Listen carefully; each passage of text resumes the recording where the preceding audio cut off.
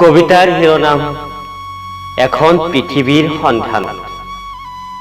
কবি জহিৰুল ইছলাম, পাঠ আতাউৰ ৰহমান।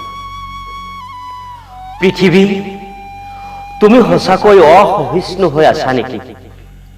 তোমাৰ বক্ষত ক্ষত ৰক্তাক্ত দেহবোৰ চাই চাই ৰাতি সপোনতো চমকি উঠো। পৃথিৱী, তুমি সঁচাকৈ নিদ্ৰামগ্ন হৈ আছ নেকি? তোমাৰ বক্ষত মাজলুমৰ কিৰিলি চাই চাই পাথৰ হ'ব ধৰিছে কোমল হৃদয়বোৰ।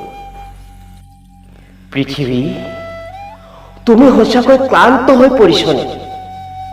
তোমাৰ বক্ষত এডল নৰপশুৰ ৰক্ত হলি চাই চাই হিংস্ৰ হৈ উঠিছে মানুহবোৰেও।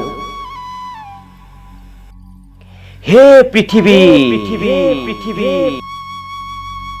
হে পৃথিৱী, তোমাৰ চকুৰ পচাৰতে সন্তান হেৰুৱা মাতৃৰ বুকু ভঙা বিৰণি আৰু কিমান শুনাৰ পাছত তুমি জাগি উঠিবা?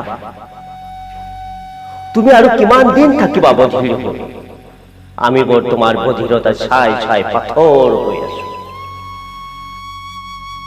জাগি উঠা পৃথিৱী, জাগি উঠা, জগাই তোলা তোমাৰ সন্তান আৰ বেৰ শিকলি ভাঙি ওলাই আহা তুমি। সহিষ্ণুতাৰ ঢৌ মুচি গৰিবলৈ সেউজীয়া এখন পৃথিৱীৰ সন্ধানত, সেউজীয়া এখন পৃথিৱীৰ সন্তানত, সেউজীয়া এখন পৃথিৱীৰ সন্তানত।